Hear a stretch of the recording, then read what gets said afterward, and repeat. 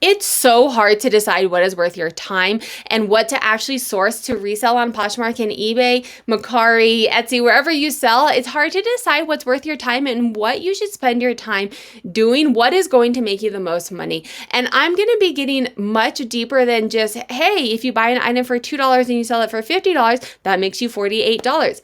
Yes, obviously find those items, but there's a lot more that goes into it when you're reselling. And if you're really trying to make money, you want to make strategic decisions, not only about the money that you spend, but the time that you spend and the storage. I work from home. I only have limited space, but my storage is an asset to my business and I want to maximize that space the best that I can.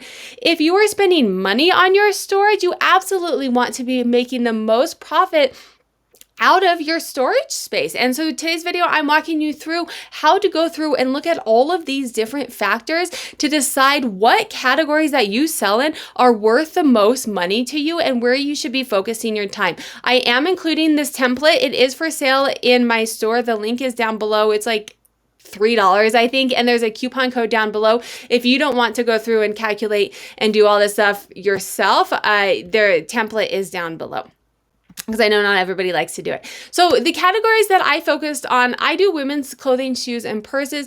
This is going to work no matter what you sell. Pick the categories that you sell and figure out these numbers for what you sell. So I do jeans, shoes, jackets, purses, and tops. These are the ones that, for the sake of this video, I wanted to look at.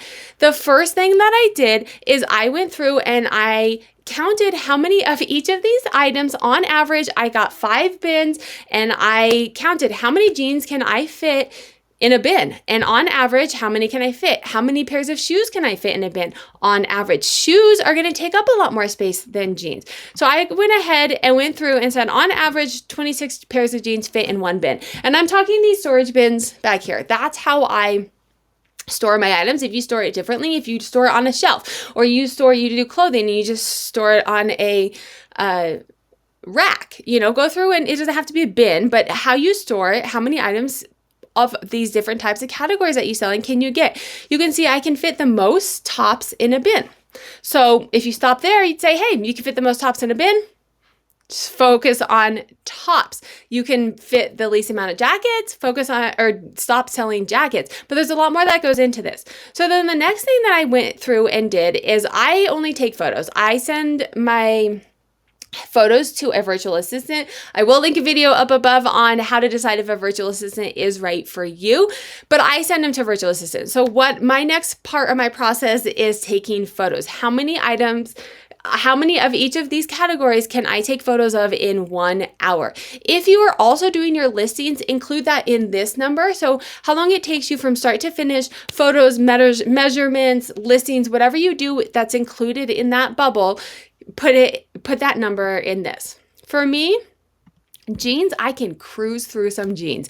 46 items. So again, do this 5 times for just one category. Do it 5 times and then take the average to give you kind of an average number of how long it takes you. I can do 46 pairs of jeans in 1 hour. Almost as many shoes, not quite as many jackets and purses and tops. It's a little bit more time consuming because if you guys know my setup, I do it on the wall and then I have to walk over. It's more time consuming, but also work on improving these processes. So that's kind of where we're at for how long it takes me to do things. And then how much am I making for these items? Not only does it take me, purses, and I know this, and I'll show you guys. Purses is my highest average sale price. However, I can fit the least amount of purses in a bin, and it takes me one of the longest to photograph them. So we're going to get to the bottom and I'm going to show you which ones work for me, but these are all the things that I'm factoring into what is worth my time. I only work 10, 15 hours, but even if you work 40 hours, you want to maximize your profit. Which categories are absolutely worth your time? And should you be focusing on which ones are going to give you the best return on your investment?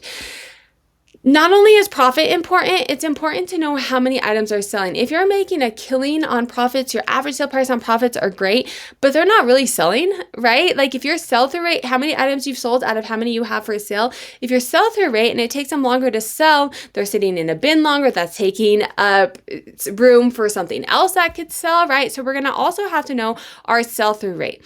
If you guys want to know calculations for this, check out some of my other videos. If you have the Sarah Styles Sales and Trends dashboard, it calculates it for you. So all I did was go in here. I looked at a year. I'm not going to pull that up for the sake of this video because it'll take a minute because I'm recording.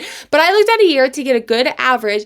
And then I just went in and said, okay, what is my average sale price? Here's, no, that's shorts. Here's shoes, pants, bags.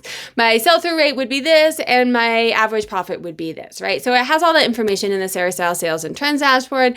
If you want the formulas for that, you can Google it or look it up or leave a comment down below and I'll give you formulas if you guys need that. And then what's the other thing that we do? Shipping.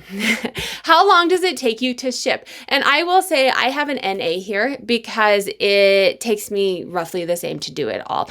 I don't ship. If you were to ship, like let's say you sell jeans and then you also sold home goods likely is going to take you significantly longer because you also have to like bubble wrap it and measure. I mean, it's much longer. I've done enough home goods to know it does take me a little bit longer. As far as everything that I have here, it's very streamlined. It's, putting the item in a poly bag every once in a while in a box. So it doesn't really, that was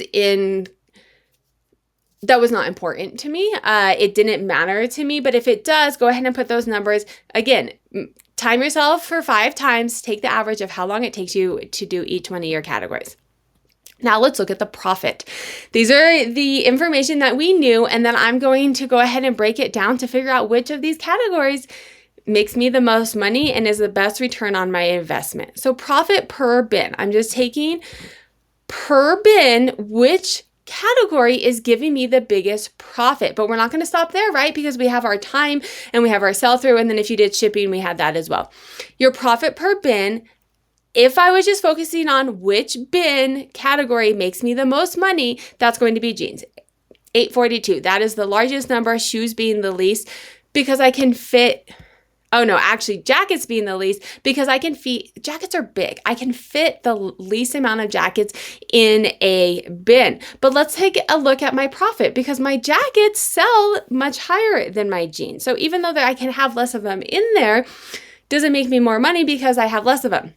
And what's interesting is now we're looking at my tops. My tops are actually given me the best return on my investment if you talk about how much they sell, so my average profit and how many I can fit into a bin. That is going to give me the best return on my investment. However, I know that tops are not always my best selling category, and I also know that I cannot photograph them for as much. So I'm now going to be adjusting for sell-through and adjusting for time, and this is going to give me, when I'm looking at my storage capacity, I'm looking at my time, I'm looking at my profits and my sell-through rates. This number is going to tell me of these categories, which one is going to provide me the best return on my investment and the best return on my time.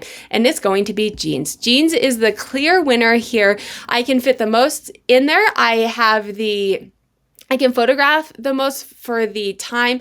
My sell-through rate for all of these were roughly the same, shoes being the lowest, but 60% sell-through rate. While this is the second to lowest profit, I can photograph the most items and I can fit the most pairs of jeans into a bin, and that is a clear winner for me. If you guys do this analysis, make sure to let me know down below what wins for you. I'd love to hear it. And make sure to save the video so you guys can come back and watch and change your categories as needed. If you like this video, YouTube thinks you like this video, I will link a playlist here of how to make money reselling. And then if you want to learn how to make money reselling, making strategic decisions about your business, make sure to hit that subscribe.